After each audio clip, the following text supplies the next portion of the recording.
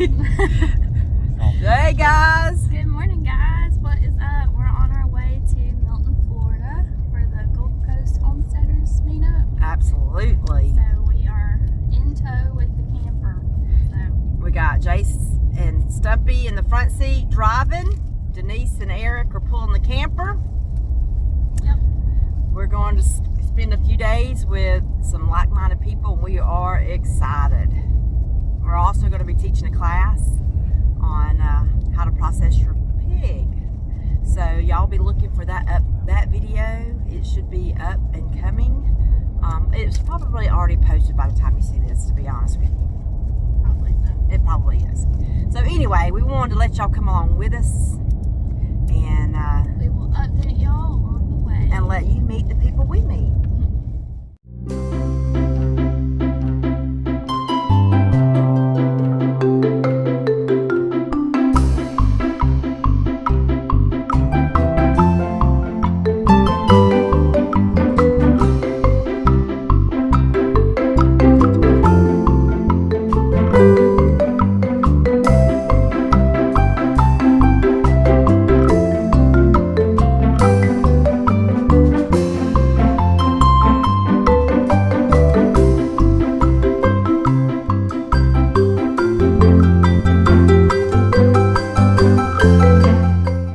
Hey guys.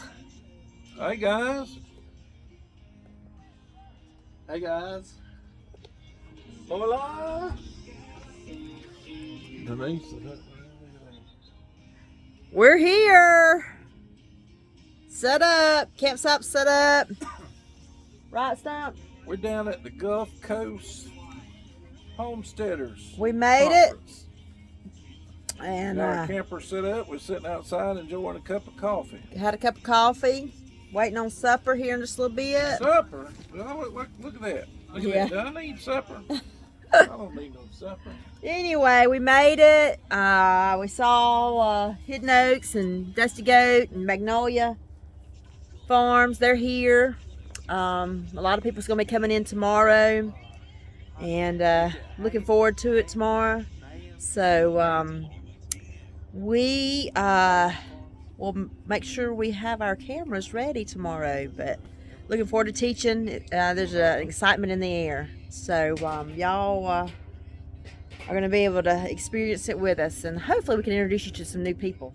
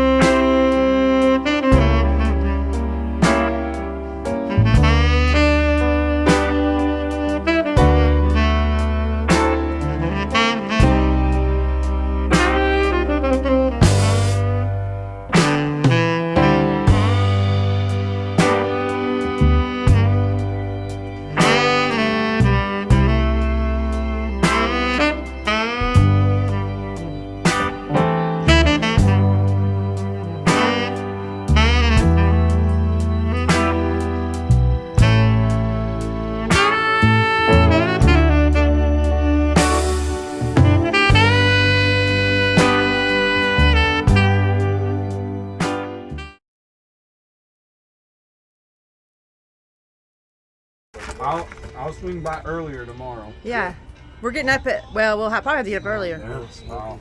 Yeah. Even frozen, you can smell it out.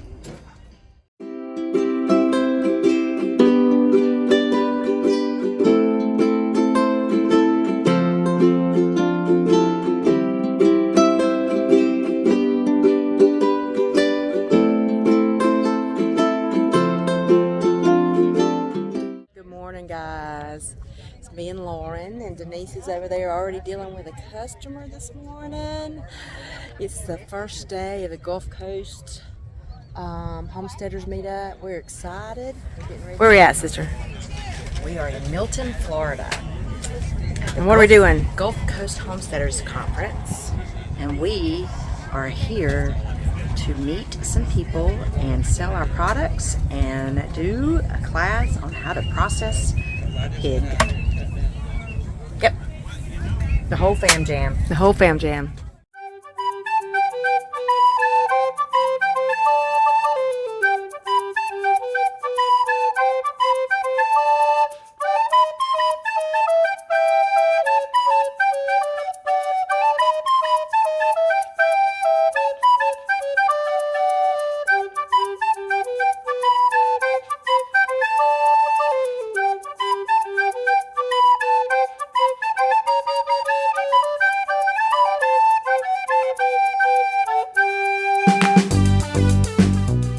Hey guys, We're making it. we're making it. We had to pull the old hair up this morning.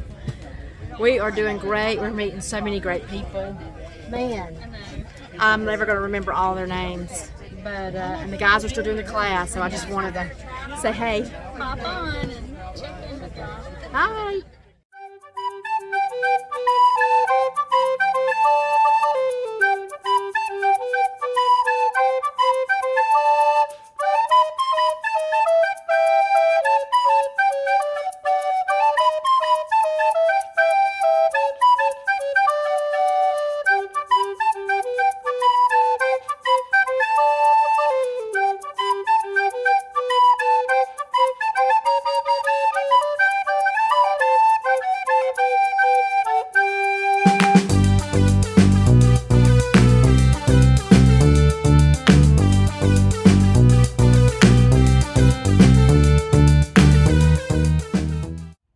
Hey y'all, Jace from Berry Hill Farms, Eric, the other Eric. We're here today butchering a pig out here at Gulf Coast Homestead. We hope to see y'all out here. We're just teaching a class. We got a lot of folks here today, eager to learn. That's what it's all about, y'all. Y'all stay tuned. We're gonna get some more video of this process and we'll be back with y'all. Show you how to break down a pig and make it into usable parts to serve you and your family. And I'll try to keep it simple. I'm a simple guy, nothing special about me. But you know, I just want to help people learn the skill. I think it's a dying art. You know, back in the day, the fathers taught the sons, granddaddies taught the sons. You know, it just everybody can take an animal off the farm and butcher it.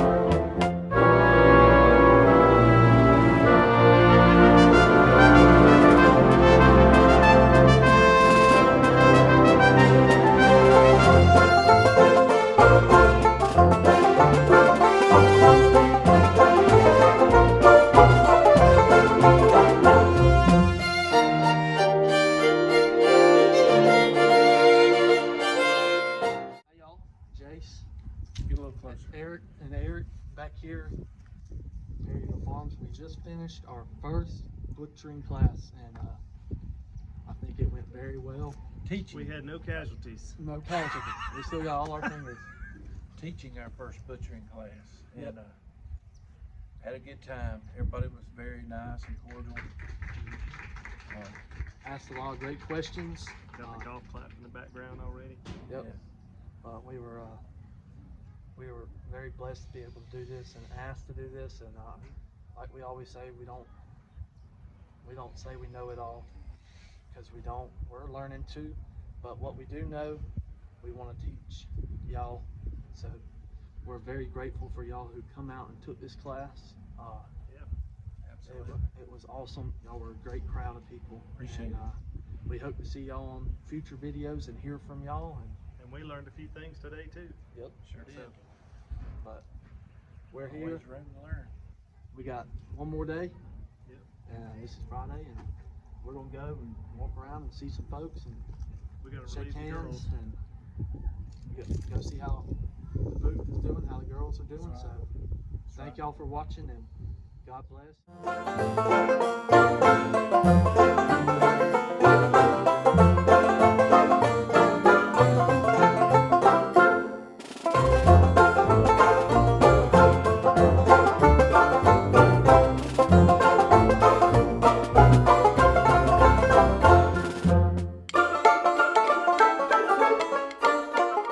What up, y'all? We just went over here and checked out Flomaton Famous, Mr. Randall and Miss Michelle, butchering chickens. They're doing a great job showing folks how to cut up your own chicken, and they're even cooking it for the people who took the class. So they're gonna fry some, I think, little pieces of breast, some nuggets, and they'll be able to taste it, you know, and see how good pasture-raised, home-raised birds are. So we're just walking back to the booth, checking on the family. Take a seat for a while. Yeah, we're gonna go take a seat for a while, but we're just out here just enjoying, learning more stuff. Very nice weather. Oh yeah, it's beautiful weather. I think the rain's gonna hold off from us, so At least for today. so we're enjoying it. We really hope to see y'all out here. I know y'all won't see this video till after we're gone, but if we do Comment see you below guys, if you saw us. comment, let us know you were here. If you took the class, especially comment, let us know you were here. We're so proud to see y'all and have y'all with us. Hey guys, we're here. We're meeting some new people. This is Teresa and Ted. Tell them where you're from. Canoe, Alabama. Are you going to come in there? Canoe. Canoe. Alabama. Not far from here, right? About an hour. Not far at all. We've been talking to her about goats, about smokehouse, about all kinds of things, getting to know them. That's this community that we're building here. And it's great to get to know them, some new friends. And we look forward to hanging out and learning some more stuff and trading ideas. That's right. Keep following us along. Thank you guys for coming out. Yeah.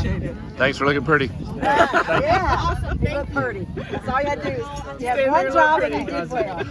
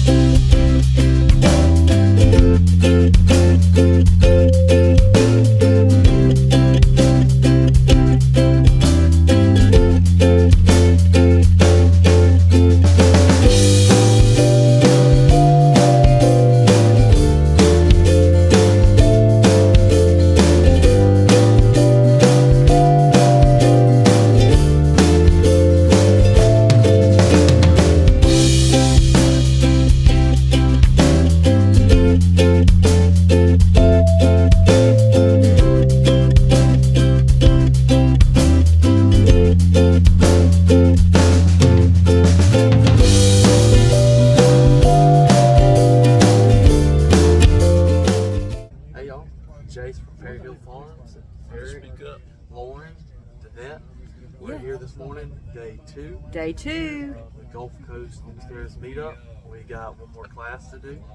We went and ate supper last night with a bunch of folks from out here, and we got to fellowship and with different people, share testimonies and different things, with and just be able to talk and enjoy each other's company. And we had an awesome time. We're having a great time.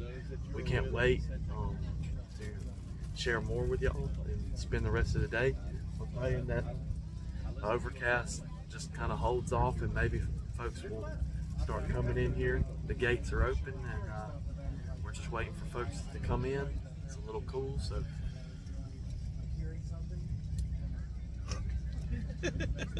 Say something, Laura. I'm cold. Lauren's cold. She's a little chilly. I'm a little chilly this morning. Day 2. I'd rather be a little chilly than I had sweating. So But anyway, we're having a good time. Meeting a lot of great folks. We sure are. There's some good folks in the homestead community. If you've not been a part of any of these events, you need to get out and walk through one, talk to some folks. You'll enjoy it. That's our chicken show. It's the first show that we had entered any birds in, and you have to enter them weeks out. So I was like, oh my goodness, they're going to be at our chicken show. So I had the courage, went up and said, we're going to be at the same chicken show tomorrow. And Brooke, precious lady that she is, goes, will you please come up and talk to us? If you see us there, you come up and talk to us. I was like, sure, we'll say anything. And we ended up spending that whole next weekend together, where they learned that we're So we match. Hey guys. Hey guys. It's the twins here. We're just walking around. It's kind of slow this morning a little bit. And I'll turn you around where you can kind of see. Talk to our friends, Josh and Jordan, and poor Crying. So, good morning, guys. Good morning. How are y'all? Y'all doing well? Look at Niecy. She's falling in love. Isn't that beautiful? Oh my gosh. Gorgeous. You're probably breaking all the rules. Her face, Joy. She's not in training yet, he said. She will be in training, he said. That's why I asked. Don't be nipping on your fingers, girl. Fingers. That's not nice. I usually. No. He knows. Look at her. She. Yes. Okay. She's like, fine, I can't bite fingers, I want to go back there. Give me something I can bite. There it is. Beautiful Joy. When will she be ready, like, after training? You train her like a year or so? How long does it take? It'll be like a constant thing. We'll just keep working and working and working. So there's no particular time frame because each dog's personality is different, right? So on average, what does it take to get one ready to go If to? you want, well, it depends what you're wanting. Yeah. If you're wanting a fully trained working stock dog, it'll be like between 2 and 4 years. Wow. Before they're like 100% solid on everything. Wow. No, but that's because typically most like herding trainers don't want to start a dog until they're at least a year old. Mm-hmm. That way they're more mentally and physically mature to handle the stock. But it also depends on like how often you train the dog. You know, if you're training daily, you're gonna progress a lot quicker. Yeah. If you're only able to train like once a month or once a week, it's gonna be different Yeah. depending on the dog. Yeah. Baby. Look at that baby. And I'm talking about the dog. Look at you. Good girl. Good girl. Yes, you are. Yes, you are. You're a good girl. Good girl. Good girl. There's Mama. Look. Oh, how sweet. Good. Nose down.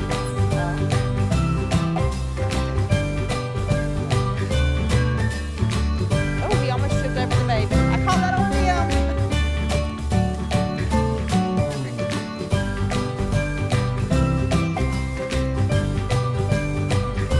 Look at that joy.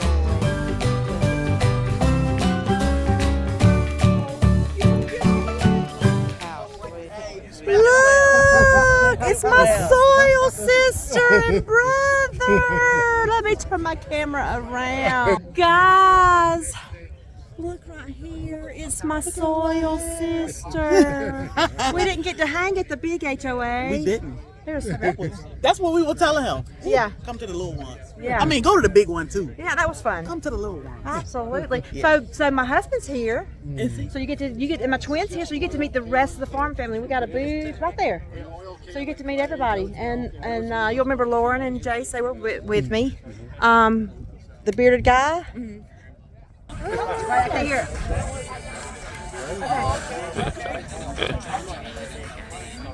Okay, here. Oh, I can't hear it. Nice. Wiggle, wiggle, wiggle, wiggle. Wiggle, wiggle, wiggle. Play dead.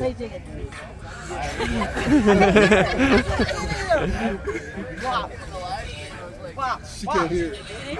Wop. Wop.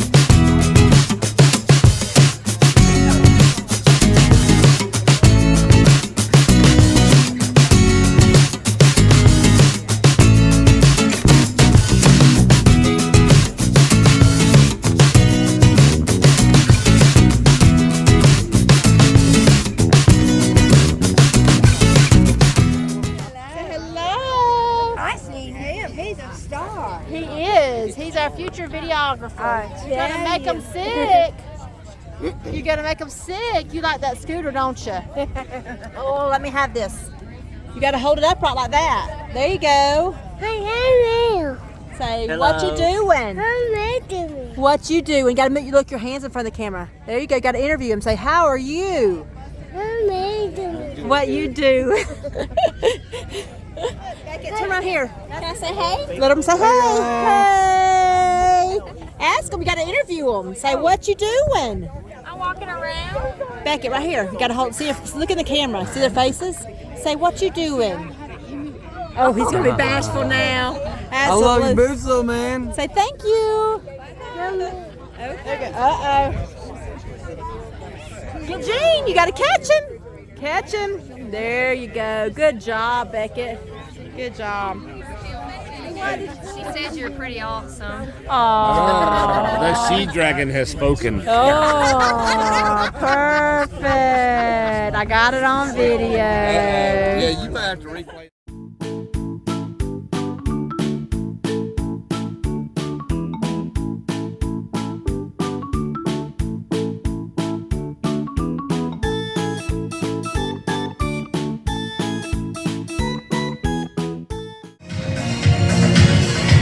All right, stop. Dave the Good wanted to rickroll talking. The look on the face, they're like, okay, I guess we'll go with it. We're gonna stick with the Gulf Coast Homesteaders Meetup tradition. Just watch.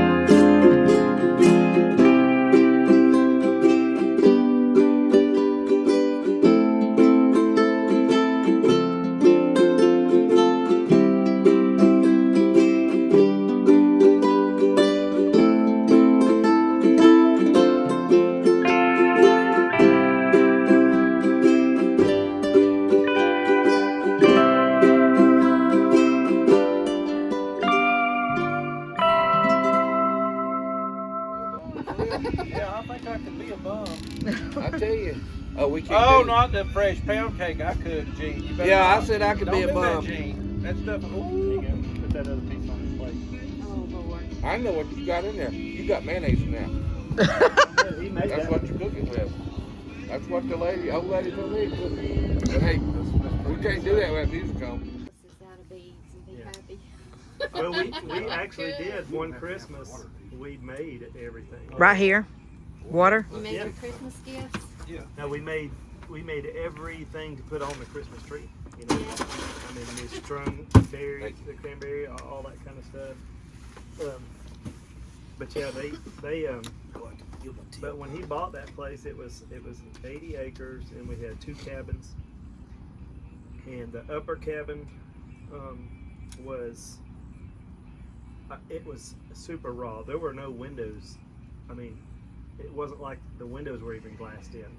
The windows were covered with So bears can't. the windows were just covered with a thick plastic.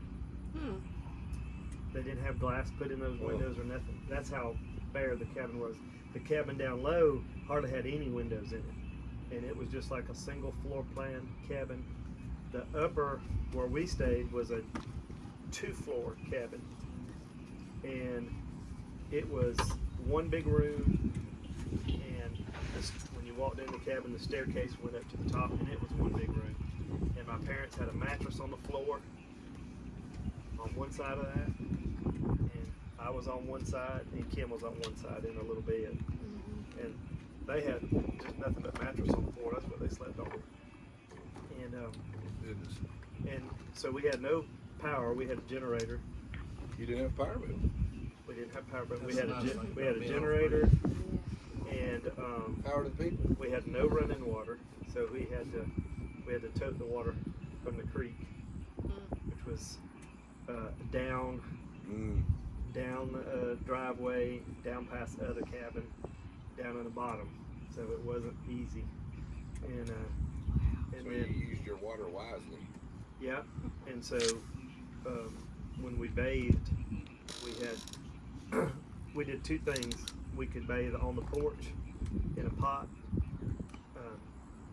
or we could drive down to a local station that was kind of like a makeshift gas station, had a little bit of trinkets or stuff you could use around the house, get a few little items, not like a grocery store, and more like probably a convenience store, I guess, today. But they also had community showers, so you could put a quarter in, because a lot of people up there didn't have running water.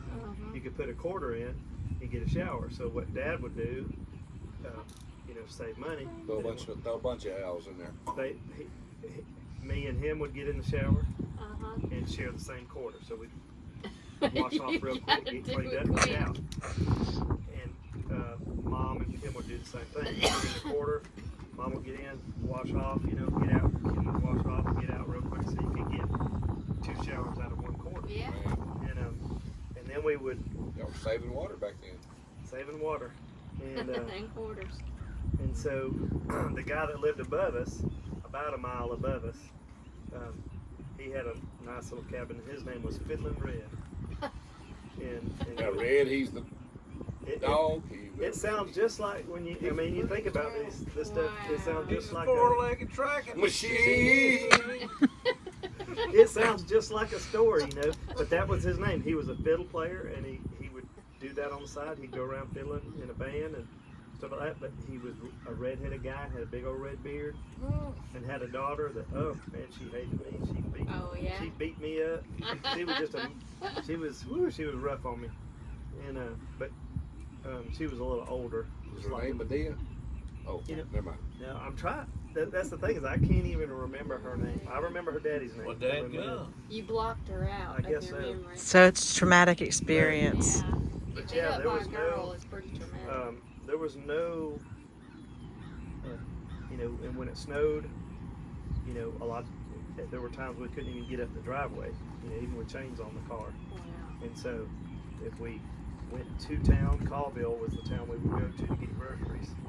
If we come back, Come snow. if it was, a bunch of snow on the ground and getting up that driveway, we couldn't get up it, and we just have to leave the car there, tote the stuff up until it melted enough, or we could get it unstuck. How old were you during all this? I was about 11. Oh wow.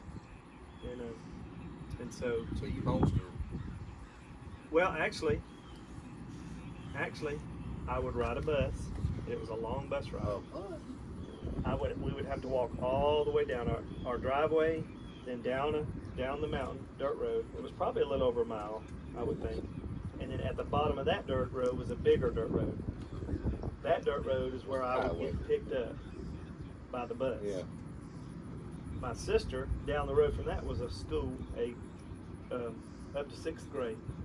They had a corral outside the school, and so Kim would a lot of times she could ride her horse down to school if she wanted to, and just tie the horse off and leave it in the corral. And then, but I would have to ride a bus because at that point I was either 6th grade going into 7th, and I had to go to Northport, which was just below the Canadian border, and so it was a pretty good bus ride. And so if we knew in the wintertime, if you got down to the bus stop and it was daylight and the bus didn't show, you wasn't going to school because they wasn't making it to you because of snow and stuff. Yeah. But it didn't matter. If the bus made it, you were going. If they didn't make it, you just went back home. And so, but yeah, they had school up there in Onion Creek, is where it was called, Onion Creek. So how did you feel about living like that? Well, Did you hate of course, it or did you love it? No, of course, as a kid, it was great. Yeah. By the way, this is the new episode of In His Boots. Yeah. Well, as a kid, it was great because He's so upset about it. for me, the boys are adventurous. Men. Boys were, I don't know if I remember you at that age, but at 11, getting into that age, you're a little bit more. Or 52. Same I had a lot more testosterone then. Same thing. Well, you're a bit more adventurous, so like I like to trout fish.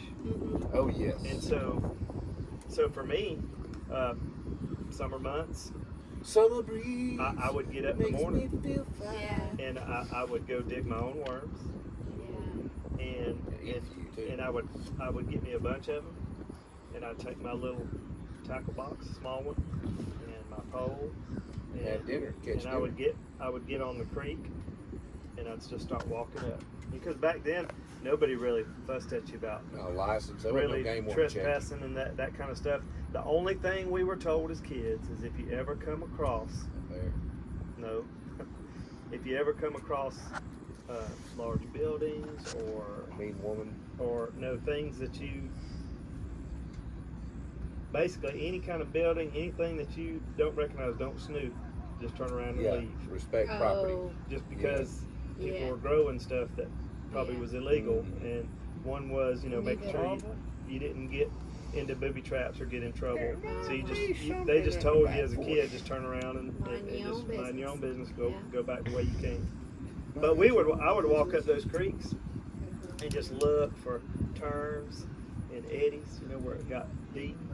And I could see those trout, and I would just sit there and fish. Oh, yeah. Mom would get mad at Dad because she'd say he don't need to be out in the woods all day long with the bears, and because there was elk, bear, everything up there. And he said, leave that boy alone. He's just Leave them kids alone. And I would. I'd come home. I'd catch a bunch of trout. I'd clean them things, and we would. She liked it for dinner, though, didn't she? Tear it up for dinner. Heck yes, I can smell that now. A cup of good coffee on the percolator. But that was like that?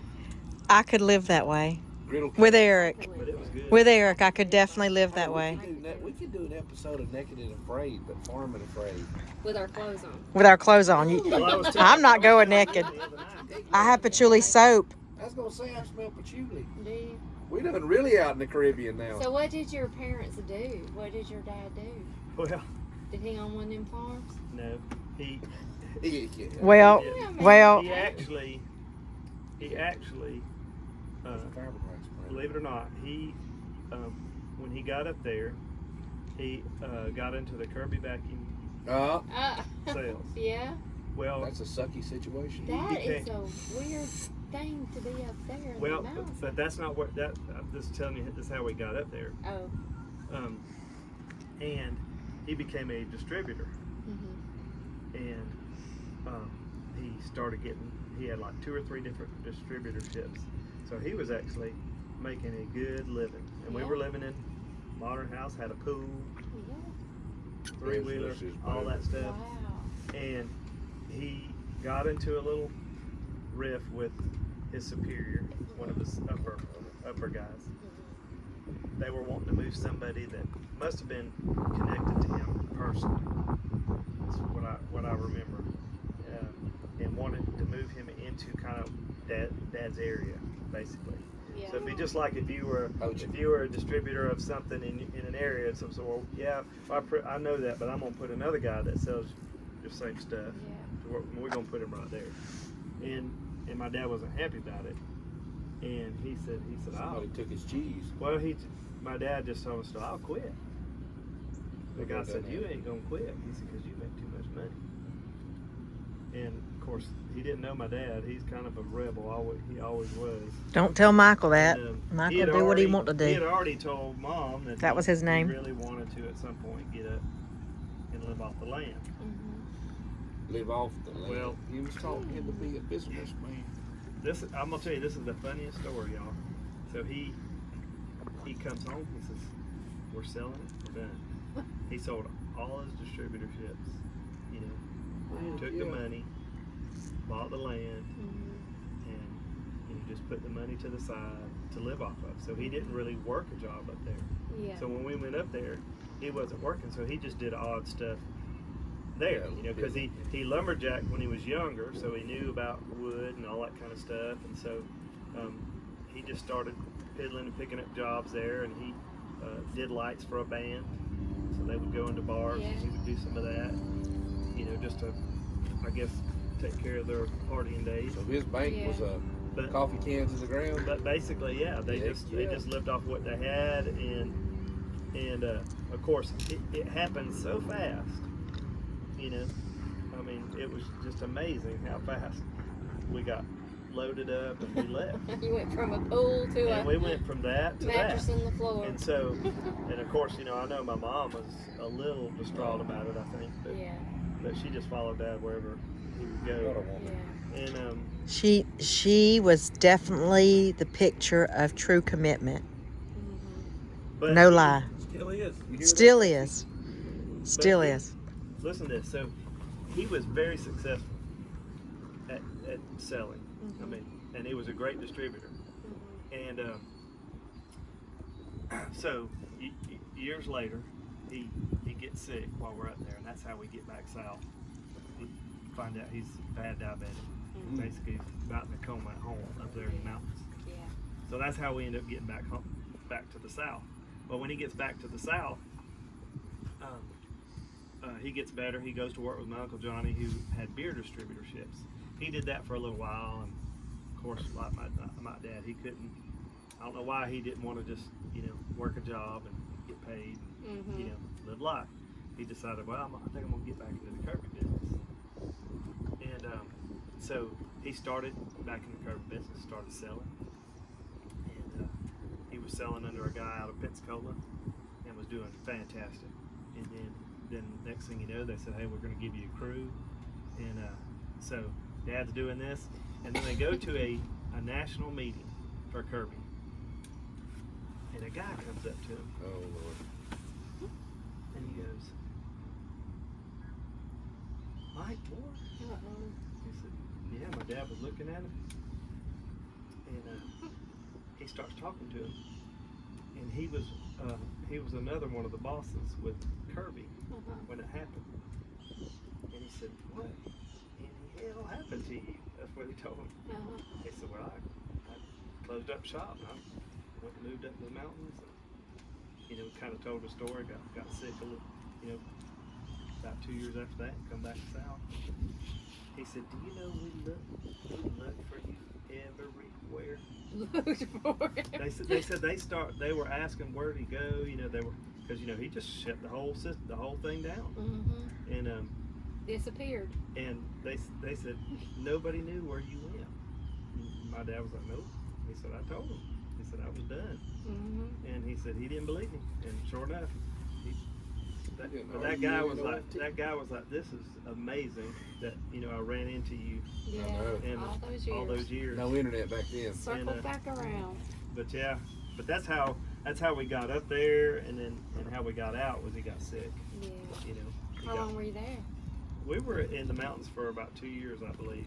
It was probably 2 years like that. And so yeah, because I was going to be starting my freshman year, so I did 7th and 8th grade there. You ever eat bear? Yes. So how what does it taste like? It's greasy.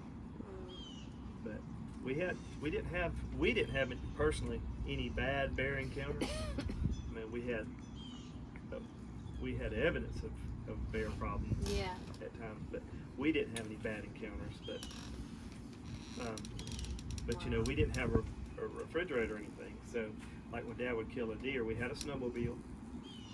He would take it, and the cabin was built. It was just raw cabin. So we'd have you'd have an even log, and you might have one that was 6 foot longer sticking out. Then you have one another. They just sticking logs up there when they built it. Well, he would take the longer uneven log, and he would take his animal, and he would once he skinned it up and everything, he would hoist it all the way up to the top. Yeah. Where nothing could reach it. And he would just keep it up there, and he could lower it down and cut off what he needed. Because in the wintertime it just stayed cold like a refrigerator. Yeah. Carnivore right there, buddy. And but because if you didn't, then they'd come tear it up, and you had to watch. You really had to watch trash, all that kind of stuff up there. I ain't never eat a bear, but I've eat a bear claw at the gas station. Yeah. That's simple. But I tell you what they enjoyed to do was in the summertime they would gather at the river. Too funny. They would gather at the river and have what they called a goat roast. Oh, I thought you was gonna say a foot washing. No, it wasn't a foot washing, but it was a goat roast. And so they dig pits, fire pits, and they prepare the goats, and they would put like chicken wire on, stuff like that, and they would put stuff in it and cover it, and then they would get a good hot bed of coals, and they'd put some dirt on it, and then put it in and just cover it. And then while that was cooking, then the next day, everybody just went down to the river, and of course, in that community, they all skinny dipped. It was just, everybody was butt naked. We gotta go there, Tracy. And so, I mean, so you're sitting there with all your friends, I don't think all so. your family, and they're butt naked. So of course, it was a lot of, it was just all your good friends that would come together and do that and have a goat roast for the weekend. And of course, that was an excuse for them to drink beer and sit around. And, Heck yeah. Natural light. Yeah. It's more natural. Yeah. Is your dad still alive? No. Is your He died. mom? Yes. Yeah. Yeah. Dad died young. He was 47 when he died. Only the good die young. 47. Yeah. Diabetes? Well, he was diabetic. Had heart disease. Who's that? Scam likely. He had heart disease. I had one today already. And pancreatic cancer. But he liked to drink. Of course, when he was younger, he did. He didn't do like